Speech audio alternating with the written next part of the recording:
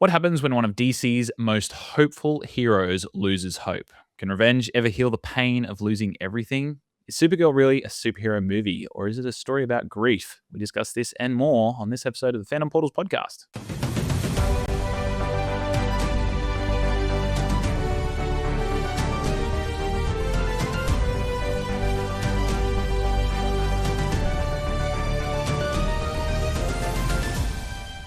Welcome, everyone, to the Fandom Portals podcast, a podcast that proves your favorite movie has something to teach you. I'm Aaron, a teacher and a film fan, and today I am joined by Frank, a very special friend from over the pond, USA. Frank is the moderator or the leader in charge of the Geek Freaks Network, which is what our podcast is part of. Frank, how are you going today? I'm doing quite well. Excited to talk about Supergirl, for sure. Absolutely. Thank you for joining us today. Brash is currently on holidays, so to fill his spot, we got the boss man. But absolutely, we're talking about Supergirl today. It is obviously drawn from Tom King's comic book, Supergirl, Woman of Tomorrow, and the recent movie coming out, part of James Gunn's DC universe, or has come out. And today we'll be talking about whether Millie Alcock delivers the definitive Supergirl, why the ending has audiences divided, whether Lobo actually belongs in this movie, and of course we'll also talk about the life lesson that this film has to teach us. We'll also go into a little bit of the comic versus the movie discussion, as both of us are fans of the comic book as well, and we'll also go into that pivotal ending that a lot of people are divided upon, the ending of this movie. So I didn't warn you about this, Frank, but I'm pretty sure you're pretty used to it. I'd like you to give us a quick synopsis, because Brash usually does it, and he's not here, so the job falls to you. So I don't time you, so feel free to fumble about, and I'll make it sound good in post. There's some old challenge accepted setting in where I'm like, here we go, 2 minutes, lock in. Exactly. Okay, let's go ahead and begin. So Supergirl starts off with a Kara who is distraught as she remembers the anniversary of her planet's death and the leaving of her family. She goes to a red sun solar system so that she's able to get drunk. In the meantime, Ruthie, a young girl who just lost her family to Krem, walks into the bar and says, I need someone to seek revenge for me. Supergirl defends her, not super invested, but then Krypto gets shot, and that throws the two into a whirlwind adventure as they try to seek revenge against Krem of the Yellow Hills and these brigands, and that takes them across the entire universe until their conclusion, where they fight it out on a planet. And in the meantime, they're trying to free, sex slaves that they got going on, and defeat these bad guy pirates, and save Lobo, of course. And at the end, Supergirl is trying to make sure that her hands stay dirty while Ruth stays innocent. That's pretty much it. Yep. And then we end the movie there with Kara obviously going back to Clark and asking for some help, basically, which I thought was a very nice ending. I did too. Yeah. All right. So this film I've got a largely positive response from our Threads community on this film, but there were a couple of people that thought that there were some issues to do with pacing. The inclusion of Lobo was brought up, which we'll get into a little bit later. And then the ending obviously has people divided. But a lot of people are saying, and I think it comes back to that Snyder debate that people are saying with this new DC movie that just doesn't seem to die or end. Like, people can't let go of the past. Like, this is too different from what they've expected, or this hero isn't what they want it to be. What's your experience with the fans of this movie and the discourse that you're hearing around it at the moment, Frank?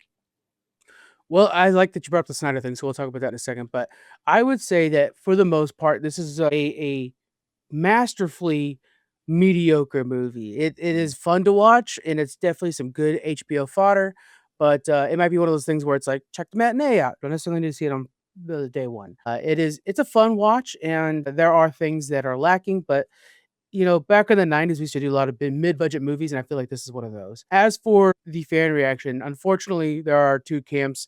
I feel like they're prominently in my country that are incredibly Zack Snyderverse and think that it's the end-all be-all, and everything beyond that is nonsense. And then there are also people who are the bros, is what most of us would call them, and they feel like Millie Alcock is not hot enough, and that seems to be the thing that's really pushing them. And I think it's silly, obviously, but because it doesn't matter if she's hot or not, and obviously she is, but nevertheless, people are judging the entire movie off of that too. So it's like, the discourse around this movie makes it to where sometimes people are just like not interested in entering into the fray, and it's like, it's just a movie, guys. Go have fun. That's all it comes down to. Yeah, I think that's true. And Millie Alcott's also Australian, so she's automatically okay with me, and most of my country, I'd say. But when I put something out on Threads about this movie, I feel like 45-ish% of the people said that this movie was okay by them, and then the rest of them were all talking about how nobody went to see this movie because like of misogyny and all that kind of stuff, and all that exactly what you're saying about how Millie Alcock didn't look the part in terms of what their fan service would like. But in talking about Millie Alcock's performance, because that's what really should matter, I think she Exactly. establishes a Kara that is distinctly different from Superman, which absolutely matters. And I also think she holds up the strong emotional themes of this movie really, really well. And whilst this movie is doing some impressive world building for the DCU, I think she carried the film quite well. I think the important part about Supergirl in this story is the ability to match grief with strength, and I think she shows the grief side so well when she's thinking about Argo, and when we're seeing her what looks like fun, but clearly is spinning out at the beginning of the movie when she's like in this party system, party mode, but then also just turning it on a dime and being able to fight for Ruthie when she needs to fight for Ruthie. I feel like all that shows a great deal of range out of a very young actress that, I mean, if you guys remember, not very long ago was felt like a child on House of the Dragon, you know? And so I'm like, man, she's so talented. And I hope people don't bash her on this movie because they need to see that she's got a lot of potential for the future. Yeah, I think so too, and I hope and feel like she will be included in a few more DCU projects with James Gunn, because yeah, she definitely carried her weight in this one too. Speaking of her representing this grief and this trauma and this vengeance, that brings us to our most valuable takeaway of this movie, which we always do on the podcast. And my most valuable takeaway from this movie was that grief that isn't processed becomes vengeance in some cases, but vengeance can never heal unprocessed grief. And by that we mean Supergirl isn't about really defeating Krem as what is represented in the film, but I feel like Krem represents or is the shape of the grief or the target that Kara, Supergirl, can point to and say, all this hurt that I have inside me right now, I'm going to target it towards you because you've hurt my dog, and that dog represents more to me than what a dog is. So as we're watching this movie, we're seeing Kara and also Ruthie both of them going through devastating loss. They both believe that killing Krem will somehow bring them the peace that they're after. And throughout the story, Kara recognizes that revenge won't heal Ruthie, yet ultimately she struggles with that same temptation herself. So I think that's the pivotal talking point of this movie, and where Kara isn't really angry because of Krem. She's angry because of all the things that happened to her on Krypton. And I'm wondering if we could discuss a little bit the mirroring character dynamics of Kara and Ruthie, as Ruthie is sort of like mirroring the emotional journey of Kara in a younger sort Absolutely. of state. Yeah.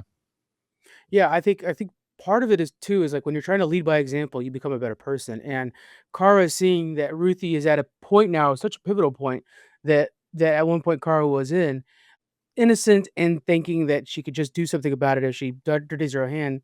And then Kara seeing like this is a chance to change her future so she doesn't go on these drinking binges as well.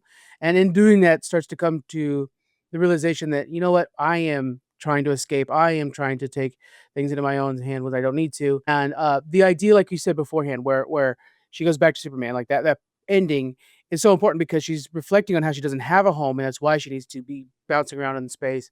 But, at the end, when she goes back to Superman, like, "I'm willing to make this my new home. Please show me how and why."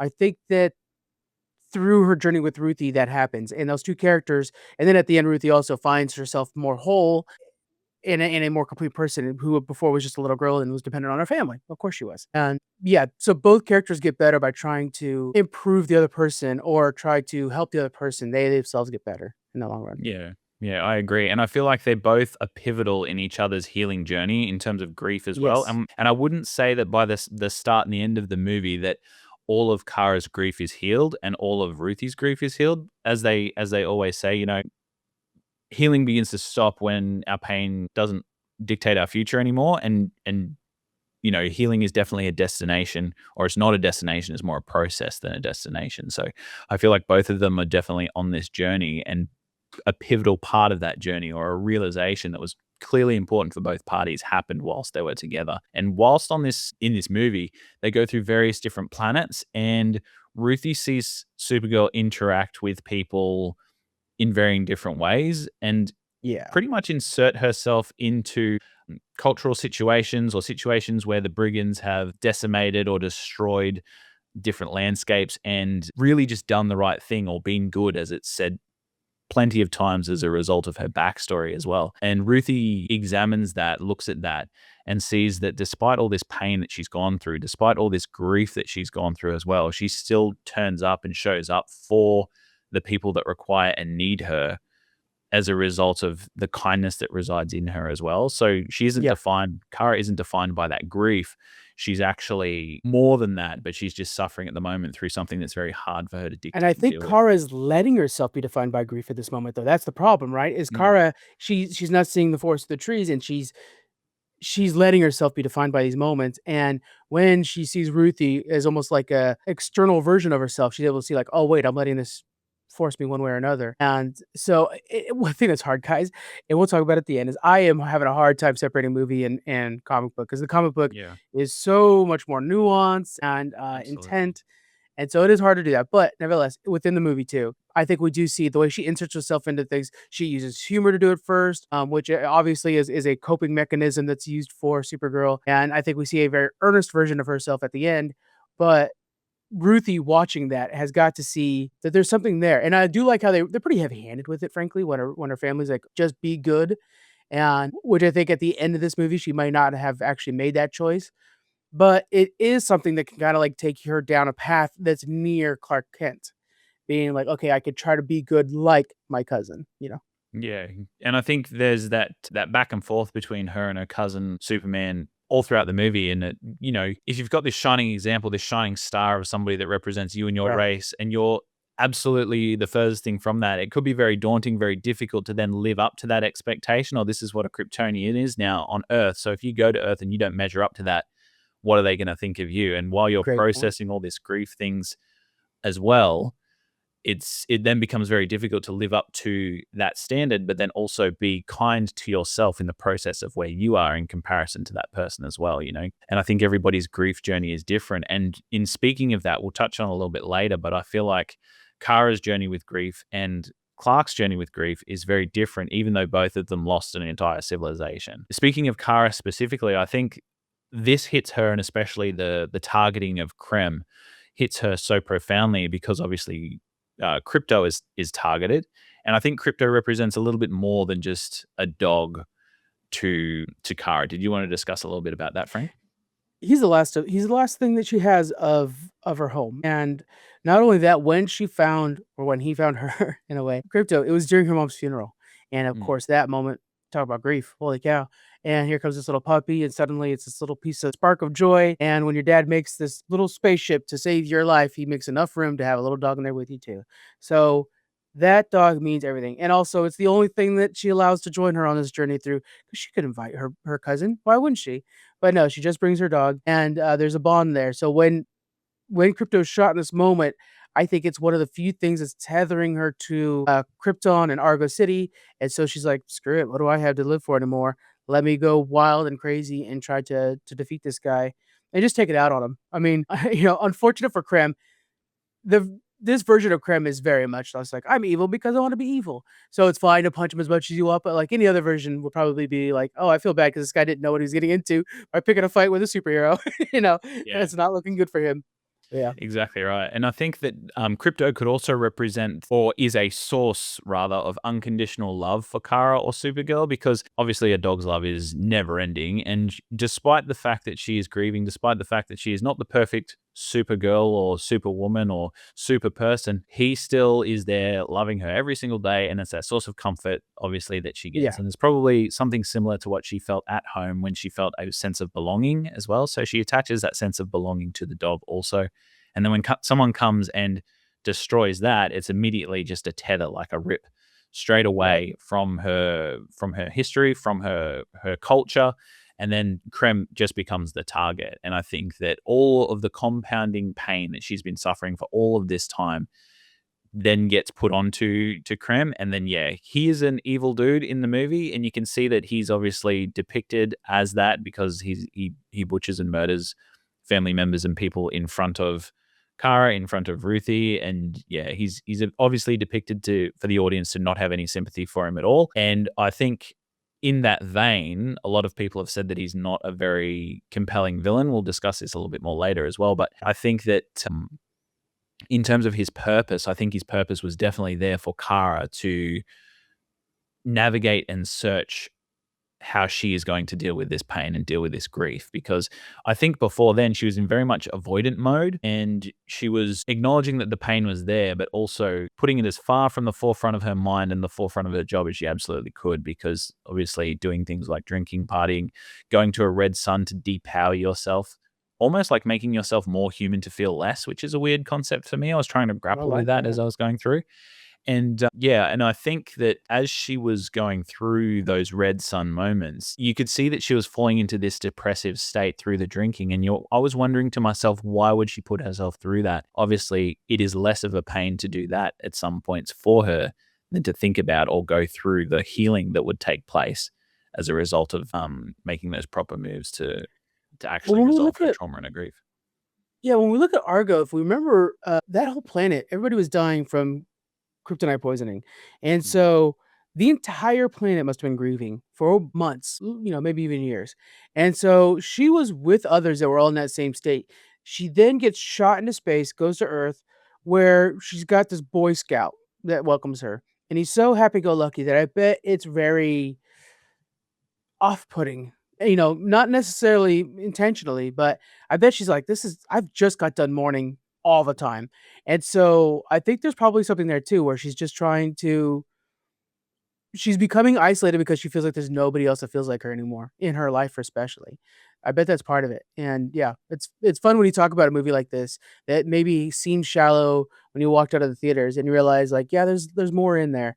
You just gotta really Yeah. think about it. I like Yeah, that. I definitely think there is, because I feel like what she goes through in that moment is like the slow goodbye. And I think a lot of people that go through, family members that have dementia, go through this as well. Like, you're obviously Oh, yeah. still witnessing the person being with you or around you, but they're absolutely not who you remember them as, and they're slowly becoming further and further away from that. The slow goodbye and the slow grief that you feel, there isn't a cutoff date or a tether that you can just snip because of that. And I think she goes through a lot of that because her people around her are slowly dying. There's nothing that anybody can do, and then she gets put into this vessel, as you say, by her father. And then as she begins to survive, she reminisces on that and thinks about all of her people, and then she ends up suffering what people call survivor's guilt. And I think Mhm. that's definitely something that she is prone to. Like, she's the one that survived the whole legacy of all Krypton is basically on her shoulders. How's she going to represent her people? How's she going to represent herself? Her father had expectations for her that she doesn't want to let down. And I think talking about her father and moving into one of our other topics that we're going to talk to now is the difference between how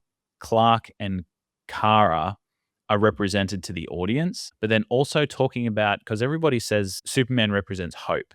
And I think everybody assumes Supergirl should too. And I feel like that is definitely true.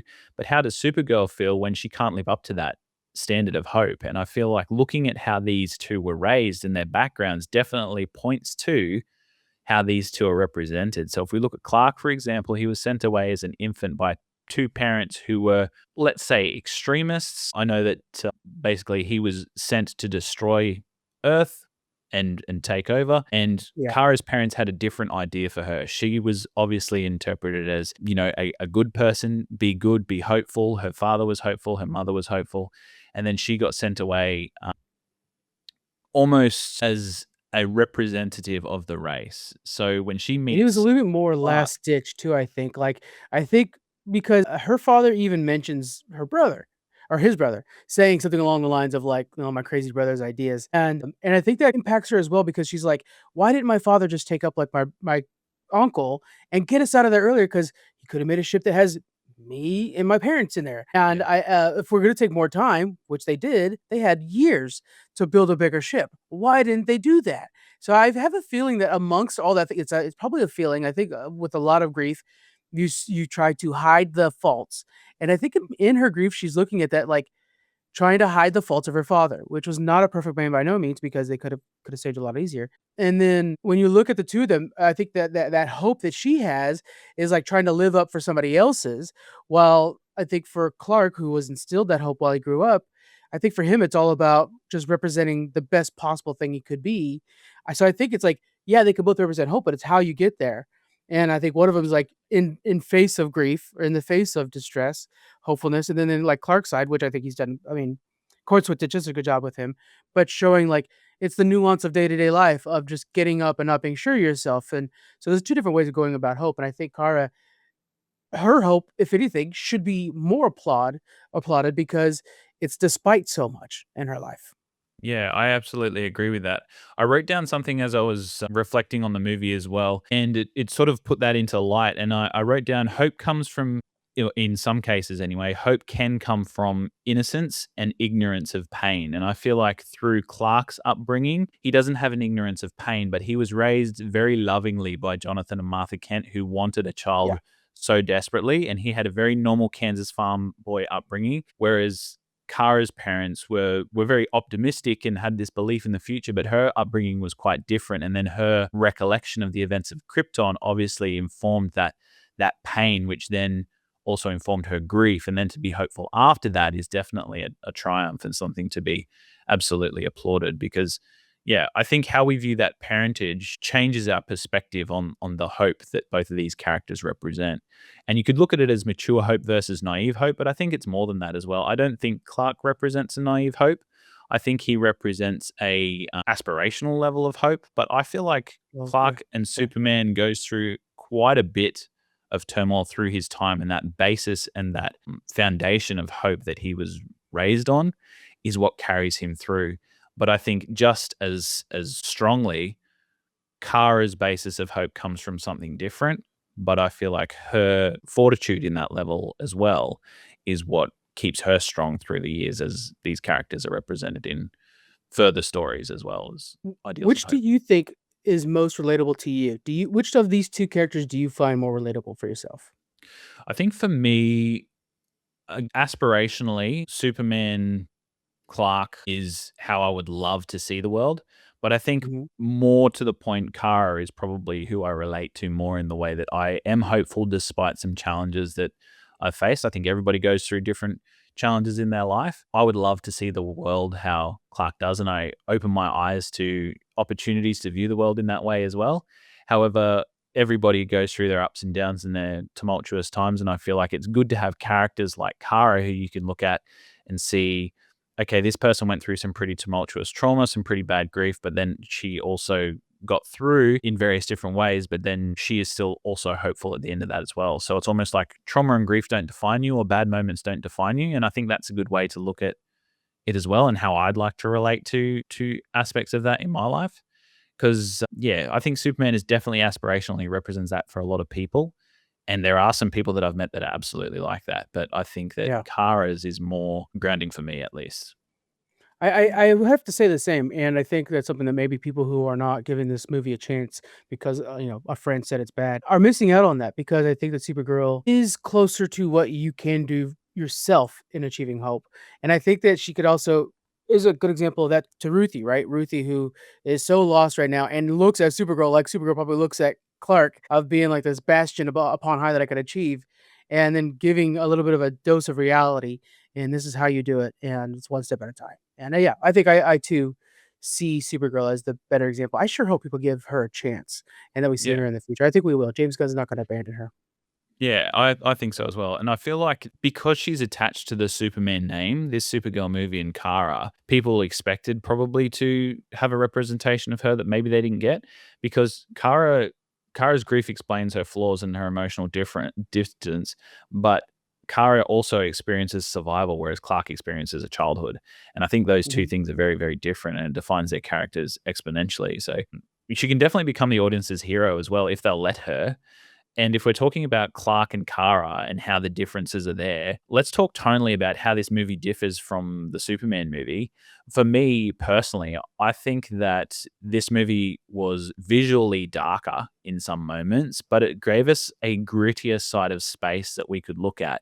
And I feel like Kara in her current state belonged in that space and the tone around her and the environment she was in really reflected the internal turmoil of the character.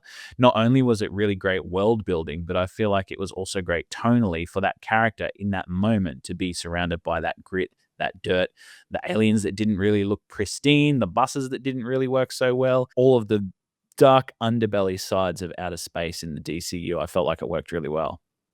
Yeah, and then if we look at the other side of that too, Metropolis always looks beautiful and bright and a place you'd wanna live except for the big monsters.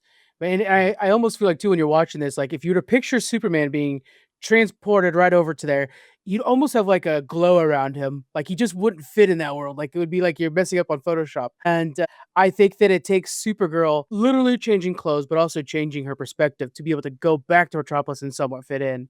And I think it also expands the world of the DCU so much and kind of gives you an idea of like, hey, there's a lot of threats out there that it's a good thing we have Superman on our side, which is setting up the groundwork for the future. Because man, I don't want that crazy bus full of aliens to be showing up on Earth. It's going to be madness. And I this know. Lobo of it all. And the Lobo of it all, I know, man. I think that they did such a good job of just expressing those elements of space. But I also felt it was really awesome to see how Krypton, you mentioned Metropolis, but Krypton was also shown as shiny and gold. And that was Yeah. obviously when the character was happiest. So it kind of looks back and sees her pristine life where she's in Krypton in that space there. And I thought those flashbacks really gave some depth to the character. And then as it transitioned back to how she looked and where she was in the dark and grungier parts of outer space with all these rough and tough looking aliens, not even in the Supergirl suit, which a lot of people also complained about that she didn't even wear the suit for that long in the movie. But I feel like that was also representative of the fact that A, she didn't feel like she deserved to at the time. She didn't feel like she represented Right. what that suit represents. Two, tonally, the dark, drab, oversized color costume that she was wearing, I feel like that also represents her emotional state as well, where she doesn't really want to be seen. She wants to blend in. She doesn't want to stand out from the crowd. And then as she decides to take on the mantle of Supergirl and she puts on the costume in the last 15 to 20 minutes or the last act of the movie, that's when she is more accepting of her fate, her position, her influence, her role as a mentor to Ruthie as well. And I think that is the correct transition and the correct way that she should have donned that suit as well. So yeah, I feel like the filmmakers did quite a good job in representing this character's emotional state through the tonal changes of the movie as well. A lot of people compare it to Guardians of the Galaxy, and totally fair. It's funny because James Gunn, of course, did those, and now he runs this whole studio. But the director didn't was not James Gunn, and I feel like he tried his hardest to make it feel like this is still part of Gunn's universe, and I appreciate him trying that. If you guys have a moment to read the comic book, I implore you to do that because the artwork in that comic book is Oh, some of the best I've seen in any comic book. So see how beautiful space can be as well. Yeah. yeah, yeah. And that can bring us to our next topic about the comic versus the movie, because I think just artistically, looking at the landscapes, some of the scenes of Kara just zooming through space, the nebulas around her that's been artistically drawn in this book, Supergirl Woman of Tomorrow, absolutely fantastic. It's not what I would call, I don't know the word for it. It's not Yeah, like it feels like it's watercolor almost, yeah. where it's yeah, yeah. It's letting the colors blend together, it's giving you this Mhm. array of colors. The coloring of this book is something that should be called out, and I think it's something that, most comic book creators don't mention much or get credit for. But yeah, there are the way we discussed it over on Geek Freaks is like, I don't know why, but I want a tattoo of something from this book, and it's just because it kind of reminds you that old school tattoo art style where it is Yeah. very beautiful and just like hyper gorgeous in a dark situation. Because there are Yeah. scenes in this book that where like Kara is burying, thousands of people or something like that, but yet the sun is setting over a desert planet, and it's like, man, that's gorgeous. And it's Yeah, I like know. it's that juxtaposition that they're giving you visually and Exactly storytelling right. wise. Yeah, and the way that they're representing her power as she's zooming through, digging all those graves, it's just like that is a rainbow of red and blue, and it absolutely looks beautiful. And then you're reading, and you're just like, oh, wait a minute, she's Yeah, actually digging graves for all the people that Krem has killed. But yeah, I think that you're right, and the inking work that's done on there as well really puts that into juxtaposition, because the aliens do look quite gnarly in the book as well, but they're mhm. colored so beautifully. And I feel like if they copied that directly into the movie, it kind of wouldn't tonally fit the character. Or perhaps it would show the character in more of a depressive state if she was actually in an environment that was more colored. Like, what do you think about that if they were to change that up? Yeah, and it almost wouldn't make sense for her to go to space to escape, right? Because then she's like, you're Mm. just in Space Metropolis now." So, I think keeping them dark and grungy fits better. The problem with the comics, of course, is that they've established space so many times over that they can't change it now, and this art style is very bright and beautiful, and so, it works for this because the nuance and the writing for the comic book is dramatically different than it Yeah. is in the movie. So the art style doesn't necessarily have to, be translated as much. But yeah, it's just one of those things where you guys please go read the comic. I keep on Yeah. saying that, but I'll probably say it a few more times too. I But think yeah. so too. And speaking of that nuance in the writing as well, we are allowed to live with the characters of Ruthie and Kara a lot longer in the comic as we are in the movie. And that was Mhm. probably my biggest gripe with the movie. But not only did the second act kind of drag in the movie, but it dragged in the wrong way because I feel like in the comic books we're left with Ruthie and Kara for a really long time as they planet hop finding Krem. Yeah. But all the times that they're planet hopping, you're finding introspectively more about Ruthie's psyche as she's analyzing Kara's behavior and more about those two and their friendship as they go along. And it's in the little moments that you can really see these two developing. And then when it finally comes to the conclusion, it's more believable that they would have such a powerful influence on each other to stop them from motivating something as powerful as revenge or taking someone's life to stop your pain. It's more believable for me in the comic book that one would be able to influence the other as a result of the time that they spent together. Even the moment that you can see where she teaches Ruthie how to wash her hands after she goes to the bathroom because she's never done that before. Yeah. Just the little tiny moments like that you obviously don't have time or space or breadth to do in a 2 hour or whatever long film. But I feel like that was really important character work that they tried to do in the movie, but I just don't think it kind of worked as well as they wanted it to. But definitely the nuance of the writing works so well in the comics. And there are layers in the storytelling too that are not conveyed, where Ruthie is writing a journal, looking back from the end of her life at the stories of her and Supergirl together. And in that, she's skipping certain stories. So there's like, okay, there's all kinds of room there that you could kind of implant your own mentality of what's going on. And even some of the atrocities, the very bold choice by Tom King and his team to tell you something while showing you something different, I thought was so wise. Where they'd be like, "Yeah, we don't," Ruthie will say something along the lines of, "Yeah, we don't need to go into what's going on this planet." Meanwhile, you see its destruction from the brigands that were just there, and of course, Mm. that is the epitome of the end. Is that exact thing where it's what's telling you, what's showing you different things. Yeah, it's this layers, this complexity that makes when we left the theaters, the first thing we were thinking is like, why was this not a series? This should have been a series so that we could have gotten all those moments. And I hope that there's a chance for some redemption. Maybe they'll do an animated version of this, something where they could kind of dig into that a little bit more. Yeah, and I think some of the criticism of this movie comes from the character of Ruthie as well. Some people have said that she's very blunt, she's very unemotional, she's not very attached. And I feel like in the comic book, she's definitely like that as well. And that's kind of the point of her because she's definitely robotic and going through the motions of her grief, but she's kind of trying to placate herself and survive in a space where she's not used to surviving. She's the youngest of seven in the comic book or something, or seven or eight. And Mhm. she's trying to take vengeance on her family because her poor father lost his life in the field to Krem of the Yellow Hills. But I feel like her character and the actor that represented her, yeah, Mhm. Eve Ridley, I feel like Eve Ridley represented her really, really well in terms of what the comic book gave her and what the movie allowed her to do with that character too. Because I think it's very hard to represent a character who in the comic book is very retrospective, reflective, and also you're getting her internal monologue in the panels on the comic book, which you can't obviously portray in the movie as well, unless they did an Right.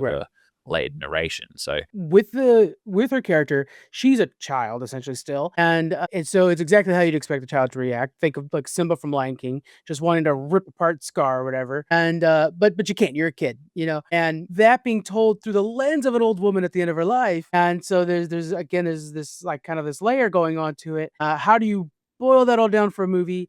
I think they did as good as they could do for something that was never going to be perfect. And I think she did quite well. I think there are moments when, like for example, when her and Supergirl are sitting in the bar, and that's the scene where Lobo first shows up, where there's this little like side eye thing she's doing in the movie, which you're like, okay, she's analyzing and she's learning a lot in this moment, and she's seeing the little things that Supergirl's doing to keep herself safe, but also use her as a bargaining chip, and like I think she's starting to grow up quickly in scenes like that, which are very important for the Ruthie character.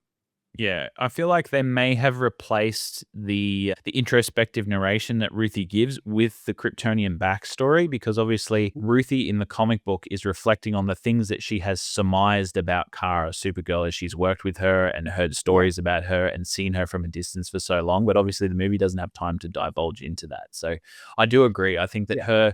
her nuances are what would tell the audience, that she's kind of analyzing and looking at Kara as Supergirl in a particular way and what would define their friendship more. I think it would be a second watch for me. I'd probably pay more attention to Ruthie's character and see what Same. smaller things she's doing to see if she sort of represents that area of the character a little bit better for Should me. we But discuss the twist that's in the comic books? Because I feel like that we're trying to like not say the ending and the other twist, but yeah, I yeah. think they are at this point now. We need to discuss it. So I'll throw the first one out there real quick. Crypto's fine in the comic book. Crypto's not hurt at all. Well, he's hurt, but he's not like he's gonna be fine.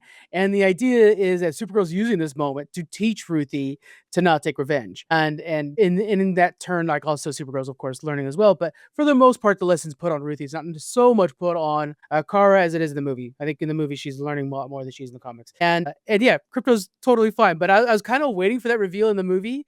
They're like, oh yeah, Crypto's fine. She just wanted to make sure this girl was okay. What's your take on that in the comic book version, and then how they could have done it, or did they do okay in the movie? To be honest, when I read it in the comic books, I feel like it was a little bit of a pull the table sheet off of the dining table cloth off the table sort of moment for me, because I feel like that is what symbolized these characters' togetherness to me, was the fact that they were both going through that mutual grief, and the fact that they Mhm. kind of lived with that in the movie was better for me, I feel like, because it gave the characters something to relate to other than the fact that Supergirl was just trying to teach her a lesson, or teach Right. her or be that moral sort of overseer supervisor, because it said that Supergirl was also flawed in this movie anyway. Supergirl was also flawed, and she had some healing to do, which then redefined her as a different sort of character to what Clark Kent would be as well. So I think for me, I feel like the movie, I won't say did better, but I feel like their take or their adaptation of this was also quite a good story to do in terms of that as well. Because yeah, for me, it was just, I don't think it was unnecessary, and I felt like it was definitely like a well thought out part of the story, and definitely a moral sort of turning point for, or realization for, Ruthie's character. But yeah, I think I liked it that they were going through the path at two different points in that path a little bit better for me. What about yourself? It does negate. You're right. It does negate some of the ideas of Supergirl needing to heal because it feels like Supergirl is fine overall, so much so that she's able to recognize that she needs to instill this lesson on this girl. And in the movie, that's not the case at all. Supergirl is needing those lessons herself. And I think that that change, I think only works in the comic books because Supergirl is so well established and all these characters are so well established that you have decades of books about her. And in the movie, the DCU is very young. Superman has only been on Earth for I want to say it was 3 years. So Mm. or has been so he's been active for 3 years, I should Active as say, right? Superman, yeah. Yeah. So presumably Supergirl, because he welcomed her in the suit, she's only been on Earth for less than that. And so everything's so much younger over there. One of the things too, also in the comic books, is Superman is well known amongst the entire galaxy. So whenever she mentions super something, like Superman, oh, okay, so you're super strong then, and she's like, no, I'm on the Yeah. red sun. It's a whole different thing. So there are some situational things with the studio that makes it to where you have to tell a story this way too. Yeah, I think you're right, and I think with some moments in this comic book as well, when, for example, there was a time when Ruthie and Supergirl were on one of the planets, and the inhabitants of that planet were delivering some mob justice to an individual, and Kara and Ruthie are standing in the crowd, and Ruthie says to Supergirl, "I thought you would have stopped that," and she goes, "Why would you think I would do that?" And I Mhm. thought that was very interesting as an introspect to her character as well, to say, these guys wanted their justice, wanted their revenge. And if she was on a healing journey to actually get that sort of revenge space, then she would understand their pain and say this is kind of what they needed. And I kind of took that to be a moment of like, maybe because it was a communal experience, or they were doing something in a different sort of way there. I don't know why she would allow that, but then want to save Ruthie for it. So that was just a little bit of confusion for me, whereas that part kind of didn't connect to the whole I'm just here teaching Ruthie a lesson part either. So yeah. Yeah. It does. I think that that is one of those things that shows the difference between her and Clark, because Superman would have stopped it. Not even, Mm, and it's one of those things that's like not even up for debate. And yeah. it shows that there's a different, psychology in that character. And I think that's important for people who might get the two confused sometimes. Yeah. Let's talk about Krem. Let's talk about the fact that Yes. everybody's saying that he's not going to be an iconic supervillain, and I say that he's supposed to function as a symbol more than anything else. He represents pain that Kara and Ruthie obviously can't escape, and he becomes a physical target of those long stored emotions, especially in the movie. He's more symbolic than he is intimidating, and he represents that unsolved trauma. Do you think every hero or every superhero movie has to have a villain that's larger than life in this case. Krem. Sometimes you just need a punching bag, and that's exactly what Krem is. He is meant to be knocked the heck out, and I think that that's okay. One of the complaints that we hear often amongst my friends, anyways, is, "Oh, why do they have to redeem everybody?" And it's like, don't worry, Krem's not going to get that. Krem is Yeah. just meant to get knocked out, and so that's fine. That's fine. You need a villain like that, and I think that's a really good villain for your first outing with a character. If we look back at like the first Iron Man movie, nobody's siding with Osmandius, whatever his name was. You just want Iron Man to light him up. Going back to the comic book on this one, Krem is a small character alongside Ruth, and he also is growing. So that's a big difference there. Is like Krem is recruited by the brigands, who, by the way, are not sex traffickers, but are what they do is they go to a planet and say, "Hey, we're going to annihilate your entire planet. We're going to, unless you give us something to negate that." And then you see like the atrocities that people will do when faced with danger, and that's Yeah. part of the story too. But they, there's just so much you could tell in 2 hours. And so, yeah, Krem is also becoming more and more dangerous over time, and I think that kind of goes well with the story, comic book wise. This version, he's not meant to have any complexity. You're just meant to punch him as much as you can. Yeah, I feel like the inclusion of the brigands was good, but Krem's association with the brigands is very interesting to me, especially having read the comic book. And I'm interested to hear your perspective because going down the sort of sex trafficker vibe or the road of they're taking all these females from this planet to beef up their male only race. I feel like that was a very Yeah. bold choice, especially in this day and age, especially during the audience and the people that go to see these DC movies. I thought that was Yes. Yeah. very interesting that they went down that road because there was obviously so much from the content material that they could have drawn from. And the brigands are, and that aspect of, pretty much strong arming an entire planet saying we'll decimate you if you don't do this atrocious acts. I feel like that is a very interesting sort of way to portray these brigands as not only are they spreading destruction, but they're exponentially spreading destruction because they're not just destroying on their terms, they're enforcing others to do the job as well. So not only Which are is they just them. yeah. Yeah. Which is Krem's idea. That's why he gets promoted, gets recruited by them. They're like, this guy's wild. Yeah, let's Yeah. get him on our side. So then you're like, oh no, Krem that has this, like, he's a psychopath. He now has power with it too. It's like, no, no, no. He's not even the leader of the brigands, by the way, in the comics. He's like the second in command. But in the movie, yeah, It's the almost the like sex they trafficking thing, I feel like that's the safe. To me, it's the Mad Max route, right? Where you're just like, well, we need them to kind of just be dangerous and to be nomadic, and so that's a good way to do it. Is the trafficking part of it is very much nomadic, and also like I am so in support of the story of the women empowerment and stuff like that, but there is a thing too where I think they were like, well, look, we already have a very woman forward movie. I think it makes them more impactful for the target audience that we're probably aiming at, which is probably a woman first audience, to make the sex trafficking, which is a threat that they're experiencing, we are experiencing, I should say, now. And so I think that makes more sense than like, than what the brigands were providing in the comics, probably. Yeah, and I think like it's in a movie sort of sense as well. It's a very easy way to position your audience against a particular villain, you could say as well, because there is no black or white or gray about what they were doing. You definitely disagree with Krem's sort of motivation and the way that he is going about raising his brigand army. There is no way that you could misconstrue that or look at it and say, "Oh no, he's actually doing it to whatever." I don't think there's any way with that justification that you could really position the audience in any other way than what you were intending to. So I think that was very much a part of it as well. But if we talk about positioning the audience, I think that this might be controversial, but I think that Lobo was included in this movie, obviously, to have that charisma, to bring that humor to the role. I think his inclusion raises questions about whether he serves the particular story or whether he simply sets up future projects for himself in the DC universe Oh, yeah. or otherwise. Because when you look at it, it's like the Indiana Jones effect. Because if you took Lobo out of that movie, that story wouldn't change at all. I don't think it would Yeah. change one bit. You'd get a few less cool action sequences, a few less quippy dialogue pieces here. Jason Momoa absolutely brought it to the table. He's a really good Lobo, but in this movie, did we need him? Yeah, he's just for action figures, guys. They're just setting him up for future stuff. And I will say, I think this is probably one of his best performances. There is a touch of Beetlejuice added to it. I think that so when I first heard Lobo was gonna be like, that makes sense because Comet doesn't make sense to mainstream viewers. And so I thought, okay, Lobo will replace him. That's perfect because then Lobo has a motorcycle that can drive through space. He'll outrun the orb. Perfect. And then they did not do that story at all, that part of Yeah. the story at all. And they just had Lobo be a chill dude. And Yeah. even to the point Currently. where he's like, yeah, even the point where he's captured was like, that's not even how that would happen. Like Lobo would never be captured. He Yeah. would do that in a way to get closer to a guy to capture him, but he wouldn't purposely, or he wouldn't end up getting captured like that. So it was truly just let's get Lobo in this movie somewhere. And you're right. If you were to take him out, honestly, you would have a tighter movie that you could add more things to that would be more useful, I think, to the story. Absolutely. And, when I was watching this, he didn't appear for the first 35 minutes. And when he appeared and they said, oh my God, it's Lobo back in the back of the tavern that they're in, I was like, oh, yeah, that's right. He's in this movie. Like, Yeah, I yeah. completely forgot. And then he showed up and I was like, he's actually pretty cool.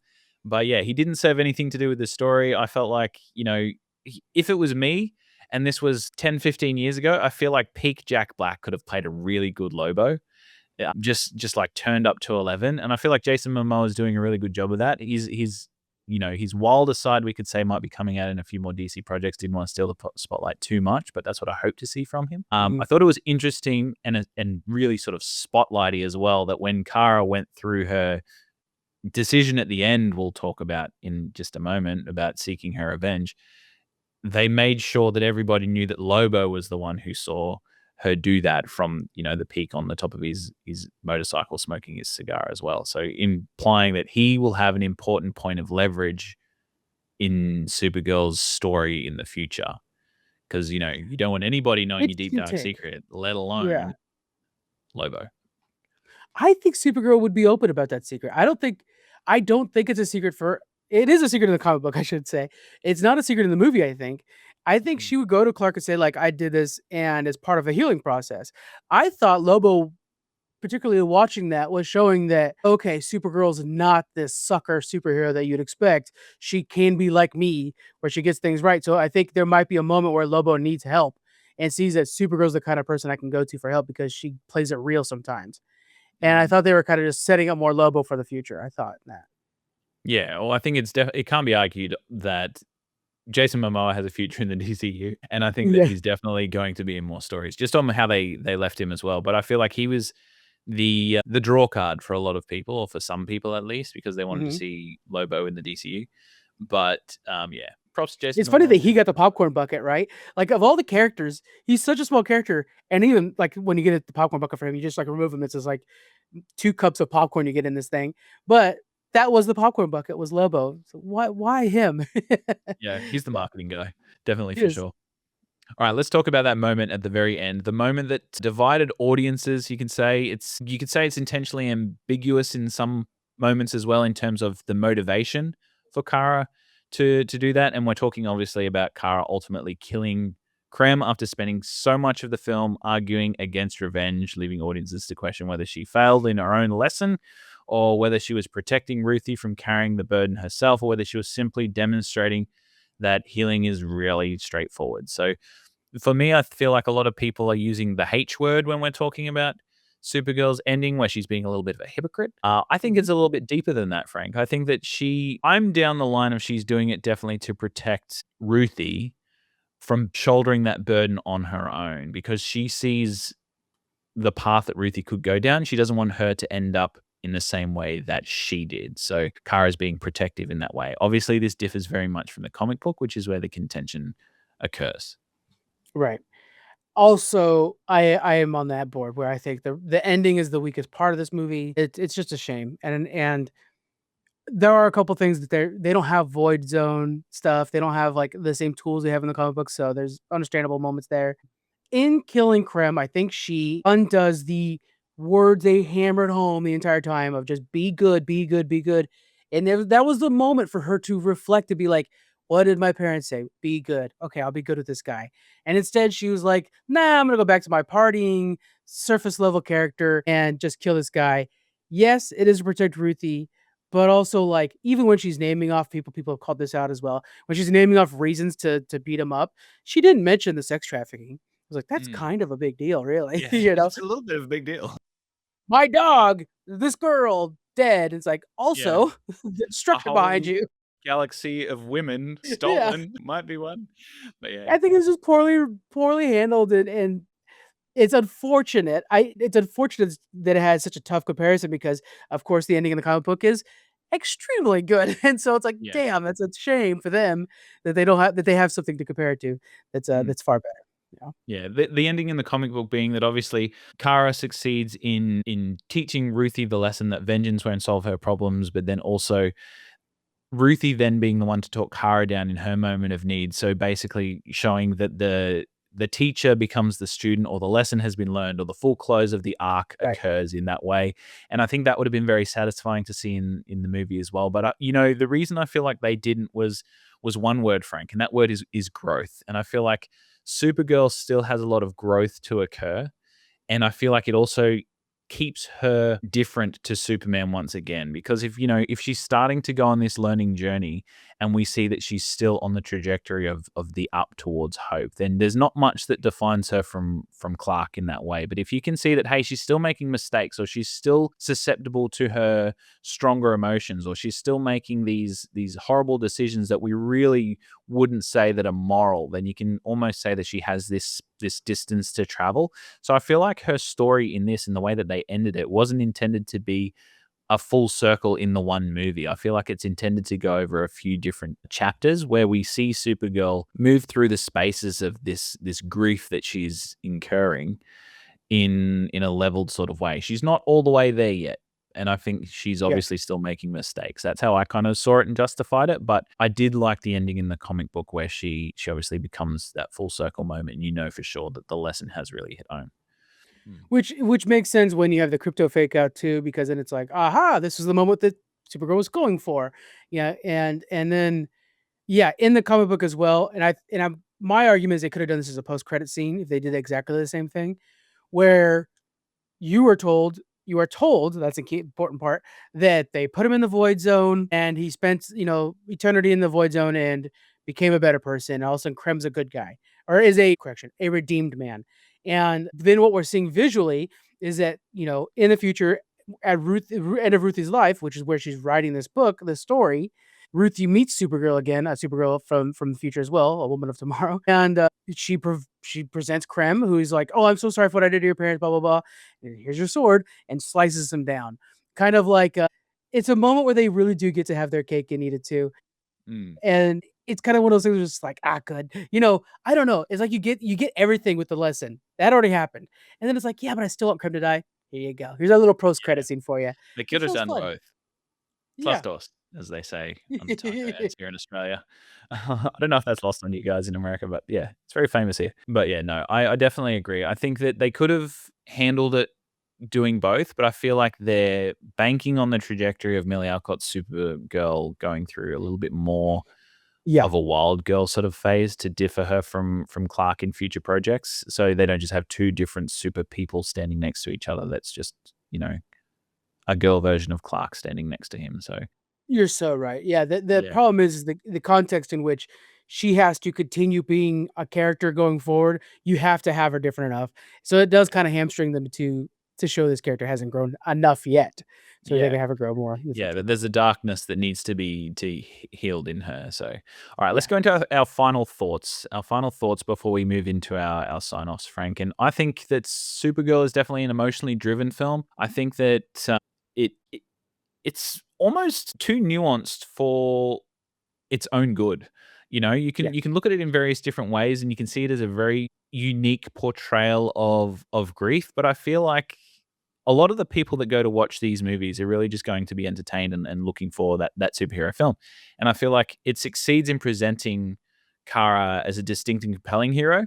But I think it goes against, the strong emotional themes within it goes against what everybody has come to expect from this genre of movie. which is something that I think Marvel has finally nailed after 10 plus years, is that you have superheroes in multiple genres, and that's what this movie's trying to do in just the second movie in this Mm. universe, and so accepting that we're gonna get movies that might be, about growth, might be about sadness, might be, whatever, all kinds of fun little adventures and stuff like that, but all within superheroes and stuff like that, I think is fine. I hope people give this movie a chance, not based off of social media reaction, which is while we're talking, by the way, and it's 4 a.m. for me. I have a Batgirl post I put out about J.K. Simmons talking about the Batgirl screenings and stuff. And people are in the comments. One guy just said, "Oh, they should have done the same thing for Supergirl and canceled it." And it's like, dude, what? It's 4 a.m. Mm. Go back to bed. And it's like, that's crazy. people are going to hate on this because they want to. Do not listen to the haters. Give the movie a chance for yourself. And even more so, pick up the book. If you want the Absolutely. DC compact comics, it's at $7 right now for this book, and that's a steal. That is a steal, and I think it's a really good addition to the wider world of DCU that Peter Safran and James Gunn is building, and will eventually be recognized as such. Yeah, I agree. And I think, James Gunn has not been shy about saying that the additions in this DCU are going to look very different from each other. There's Yeah, Clayface coming out later in the year. There's going to be a horror movie, and I don't think Marvel has done an absolute horror movie. They've talked about Lanterns that's coming out that's going to be very, very different as well in a true detective kind of style. So I think that people trying to put this in the same space as the MCU. Like they're trying to do something similar to the MCU, but something different because everybody knows that the MCU is kind of teetering and looking for their new feet, whereas the DC yeah. universe is just budding and new. So they're obviously trying to break new ground. So Trying to break I new, definitely but they're agree. also trying to learn the lessons that Marvel already learned, because Marvel learned, if you look at like especially their TV shows projects, they learned that they could have a variety of genres. And I think that DC, one of the big advantages they have is that they have all those years they can kind of steal from a little bit to learn the lessons. And of course, Kevin Feige and James Gunn are very good friends, both having worked on Guardians of the Galaxy together. Kevin has said that James has been on the phone with him to ask things and stuff like that. So I think let's give them a chance and let's enjoy what we get and not be so harsh. To not have a harsh. Gosh dang it, Frank! It's early for me, guys. I'm sorry. Go observe it for yourself and make your own opinions, guys. Absolutely. All right, let's go into our question of the week. We're starting something new where we're actually giving you guys a question of the week to answer on our social media. Did Kara make the right choice by killing Krem? Was it revenge or was it justice or was he protecting Ruthie from carrying that burden? You can mention your thoughts in the comments below. Anywhere you're watching this, whether it be on Spotify, YouTube, on the social media post you'll find this on, comment your answer below and we will be talking to you because that's what we like to do here on the Fandom Portals podcast. All right. That is it from the Fandom Portals podcast today. I want to thank my amazing special guest, Frank, all the way from the US of A and the Geek Freaks Network. Thank you so much for joining me, Frank. I love our discussions. It's been amazing. Thank you for having me. I love talking about superheroes and all the fun stuff. And yeah, it's always a blast. Well, it's good because you're very good at it. Where can the people find you and your podcasting material? Let them know. Yeah, frankly, just Google Geek Freaks and you'll find it there. More importantly, is that you guys check out the amazing videos that Aaron is doing for Phantom Portals. So make sure you guys are following. No, really, go to the YouTube videos. Make sure you follow. If you're listening to this on like a podcast player, check out the YouTube version as well. He's adding really cool stuff there. Makes it tricky for me to make clips out of. Yeah, no, I thank you so much for your kind compliments. I've learned a lot from you as well in my podcasting journey. You're my podcasting Yoda, my guru. But no, I would definitely appreciate it. So thank you again for coming on the show. Thank you guys for listening and definitely subscribe and like this video or this, podcast on whatever platform you're listening to. And until next time, keep learning, keep growing, keep loving fandoms, guys. I'm Aaron. Catch you later. See you guys.